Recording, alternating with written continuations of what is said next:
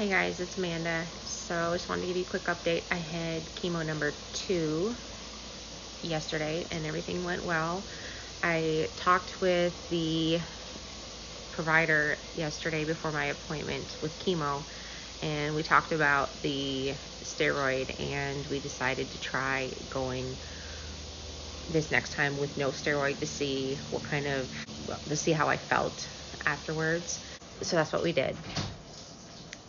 On another note, I noticed a couple days ago my scalp was really hurting, like to the point where it felt like somebody had been yanking my hair and pulling my hair all day long.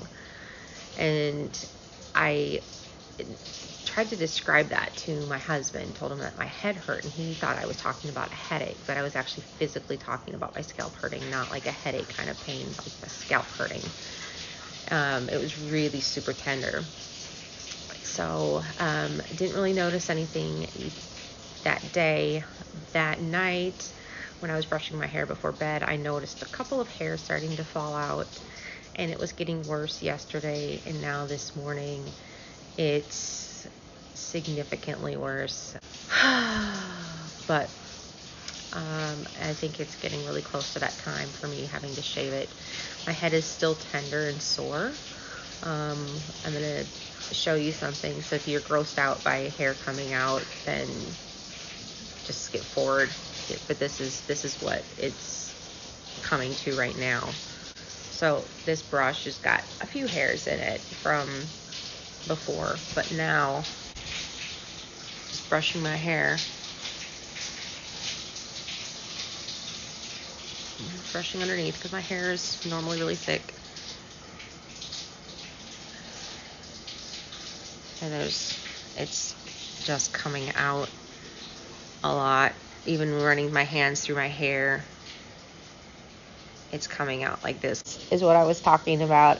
Just brushing my hair normally, and this is what it's coming out with. It's depressing, but I knew this was coming, so it's not like it's a big surprise, guys. So I am kind of glad. I know I sat and I went back and forth on whether or not I should shave my head or if I should wait for it to start to fall out. Emotionally, I wasn't ready to shave my head right up front. I know some people are, but I was not ready for that. I think now, between the scalp tenderness and all the hair coming out, I mean, obviously I don't want to be walking around public with my hair falling out in clumps like that, or even by itself, just constantly shedding. I don't want to be shedding on people because it just looks really gross. So I think it'll be in the next day, if not today, that I decide to just finally get rid of it. Hey, it's Amanda, and welcome back to my channel, Triple Negative Positive. I wanted to give you guys an update on how things are going since I haven't been on for a while. The little clip that you just saw was what I dealt with. By the time Saturday came, got home and went, because I was wearing a scarf that day, because I could notice that like I was starting to have like little patches of hair gone by Saturday. So in a matter of like 5 days, like my hair like decided to like jump ship. But there was little patches that I could notice. So I wore one of these underscarves and then a scarf over my head for 2 reasons. One, because I was really self-conscious about like not having, or having bald patches. And then the second reason is because it was cold. Even though like spring is coming, it was still cold, and I seem to be like chilled really easy. I don't have any fever or anything like that, but I just seem to be chilled really easy lately. And I'm sure the chemo has something to do with that. But with that being said, when I got home last Saturday afternoon, I had taken off my scarf, and I mean, of course, it was coated in hair falling out, and it was so itchy and like bothersome, and I just couldn't. I mean, I was walking around with a lint roller trying to keep the hair off of me. But it was at that time I knew it was time for the hair to go. So I asked my husband if he would shave it, and he did. And I mean, bless his heart. I'm so grateful that he did that for me. I'm not gonna lie, it was hard. I cried a little bit, but my normal coping mechanism when I'm dealing with something that really bums me out or stresses me out is I try to use humor to kind of get myself into a better mood. And so while that session of the hair shaving started off with tears, it ended in laughter and just little things like, well, I guess we're going to save a lot of money on hair products now. Just, little jokes like that really kind of helped me get out of that funk while he was shaving my head. So I have been wearing scarves. Like I've got like a whole rainbow of color of scarves now, and I've worn them several different ways. And then I did go wig shopping.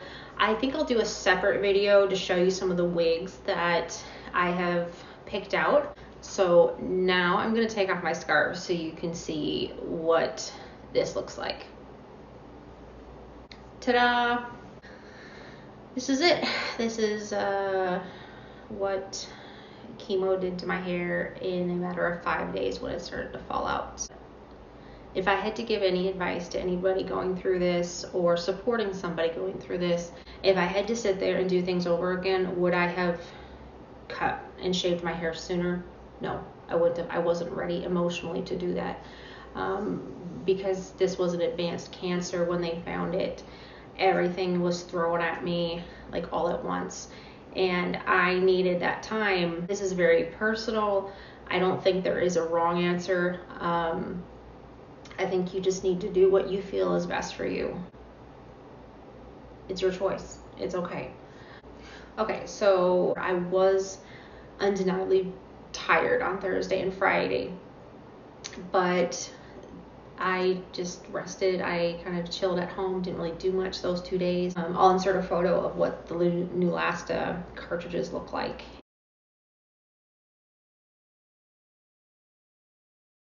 And I'm not gonna lie, those like make me ache really bad. It's almost like somebody put me into like a 55-gallon drum and then sealed it off and then rolled me down the side of a hill. That's how I feel like the next about a day and a half after taking that injection. I get really, really achy in my joints and muscles too if it's really sore, but it beats the alternative of getting an infection. I think I'm holding in there pretty well. I am trying to keep myself really busy. I think that's helped with a lot of this. So I think if you're a little bit newer in the game than I am, I mean, I'm definitely still a newbie in all of this. I would recommend, if you're working, try and stay working. I think it helps. Like me, I got to keep my mind busy, or I'm just going to sit there and it's not good for me. Like I need to constantly be going and be doing stuff. So not only am I continuing to work, but I've taken on the project of gonna redo the bathroom in the guest room. It's very bland, so I'll try and get some little clips in there of the before and after while I'm going through this. Picked out a wallpaper to put up in there. And then I've also started taking Arabic lessons. Because my husband is Moroccan and speaks Arabic and French and Berber and English and some German, and I'm just the typical dumb American. I only speak English, and even some days it's just I struggle with that. I'm not even gonna lie. You just have those days where you can't talk. My hope is I will be able to meet my in-laws one day and be able to have a conversation with them without having to have my husband translate everything. So hoping that will go really well. So while I know COVID is still an issue right now and it is getting better, the numbers are going down while the vaccinations are going up, I did request at my second chemotherapy that my husband go back with me. They were not allowing anybody still back unless you were a direct caregiver. And I had a really, really awesome young lady at the reception desk at the chemotherapy clinic that made some phone calls and was able to get my husband to be allowed to go back there with me to sit. And so I had somebody to talk to, and just having my husband there to talk to while I was undergoing through this was extremely helpful. I know that there's risks and stuff like that with everything, but I think that we're taking so much of the human element away from people right now because of COVID, and it's really hard for people to cope with that, not having that human connection and human contact, especially when you're going through something really stressful like chemo. The nurses are really, really nice, but they don't have time to sit there and hold your hand with you the entire time and chit chat. And just having that person in there with you, I know it's not right for everybody, and some people really like just that alone time.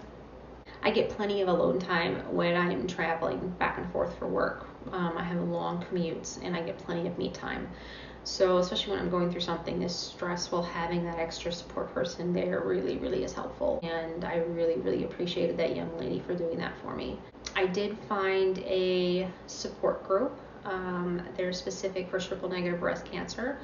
I will put a link down in the description box of where you can find them. They are very active on Instagram. Other than that, I will see you guys next time, and take care of yourselves and God bless.